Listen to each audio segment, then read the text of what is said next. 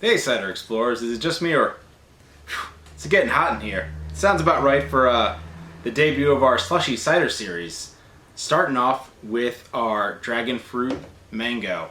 Now the slushy series, if you guys aren't familiar, is our summer series and something we do every year. Now with this series, it's not just about the fruit that we use in them, which is always going to be like reminiscent of kind of those childhood flavors that you find down at the slushy shop, you know, at your 7-Eleven or any of your convenience stores, kind of just taking you back with that nostalgia. It's also about the color, because while flavor is really important to crafting an experience with a drink, here at Graft we really care about color as also providing an experience, and I think this one is one of the coolest colors we've ever gotten. Let's crack into it and take a look. This is Rumors of Ruin, and it's the beginning of the story. Caleb always does some fun stuff with the art and the storytelling. He's been in charge of the stories for the last 2 years now. We think it really lends to, you know, just really creating great art along with the stories. And this one's pretty brutal, so make sure you read along in the comic book. And as we're pouring it out, we can see that that color looks pretty cool. Yep, it pours like this reddish pink. It's all dragon fruit in the color. I mean, you can, you know, that's not mango in there. But the color's absolutely spectacular. Let's hope it tastes as good as it looks. Let's give it a sniff. And right off the front, you know, you're getting tons of tropical notes. The dragon fruit's pretty prominent for something that normally, if you eat it, is quite a watery fruit. And I was shocked at how much dragon fruit really came through in this, and really am loving it. We'll have to do more stuff with dragon fruit in the future. But you still get hints of like mango in the background, so it's all there. It's a great package from color to smell. Super zingy, you know, the high notes, the mango coming through in the flavor, like all those kind of like interesting dragon fruit. Now dragon fruit almost is like this like tropical fruit, but has like little earthy characteristics as well, which is really cool. With the slushy series, we're fermenting about half of the fruit, and then we're back sweetening with about half of the fruit. But it's only 3 grams of sugar, so it's not intensely sweet like some of these slushy sours that you see at some of these breweries. It's all in balance, and in balance, you know, is super important for us here at Graft. It's excellent. It's really good, and I'm really excited for that series. And again, read all about it in the Tiger Sharks art, named by our illustrator, Caleb. Cool stuff, especially this one. Man, the colors on that are great. Now let's jump into our shared universe. Forgotten Rituals. Now this is like one of those, for those who have seen the Spider-Man meme where he's pointing at himself. This is one of those, you know, me shaking my hands with myself, because it's a collab actually with one of our new projects. So we've collabed with ourselves. I don't know if that's cheating, but we did it. And it's called Forgotten Rituals. Now what is the new project?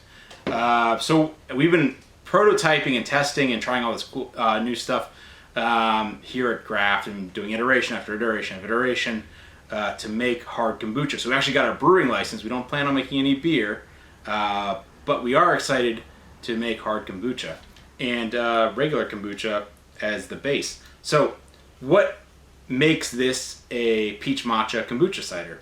Well, we take the same apples that we get out of the Hudson Valley with all the wild yeast that come in on the skins and all that stuff, and we co-ferment that with a bit of non-hard kombucha. So we make regular kombucha, we add peach into it, add the matcha, and then ferment away.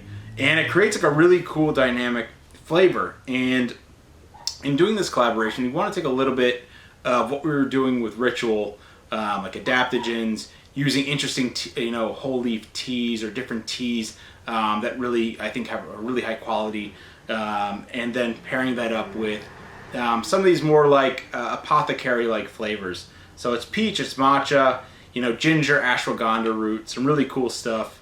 And the artwork, if you haven't seen it, is based on the hands that are on the front of all the cans. Very different art style, but Forgotten Rituals seemed like a good name for it. So here we go. Let's pour it out. So you're not going to get any crazy colors, not like the old dragon fruit, but still a beautiful straw. Little tint of green from the matcha. Give it a sniff. It's great. I mean, you know, while this one's tropical and fruity, This one's a little more like it plays on the earthy characters, like the ginger, the ashwagandha root, the matcha, which I really like quite a bit. I like earthier flavors in a lot of things. But then it's held up with the high notes of the peach, which I think are really cool. So let's give it a taste.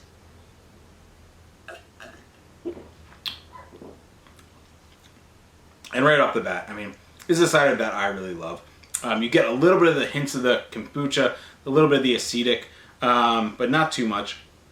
Peach shines really well through. And then you get all of the kind of, I wouldn't call it crunchiness, but like that mouthfeel from the roots and the ginger, the matcha, all those things kind of coming together to form this like really cool and interesting concoction. And I think that like cool like apothecary thing is something that Graft's always kind of done, and then Ritual's really just diving in even deeper. But that being said, I think the most important thing that we do here at Graft is push the boundaries, try to do something different. We're trying to do the same thing with anything that we do in our beverage house. I mean, for those that aren't familiar, we also do Hudson North, which is a more regular hard cider, but we try to put our own spin on it. We use local apples. We're using really interesting fruit combos and doing it a little drier than everyone else. Putting our stamp on it. Trying to do the same thing with Ritual. Kind of this East Coast versus West Coast thing. Since almost all the our kombuchas are made in the West Coast, we want to put our East Coast stamp on it, and it's been a lot of fun and a heck of a process. So, in honor of that, cheers to the collab with ourselves, and we'll see you next time.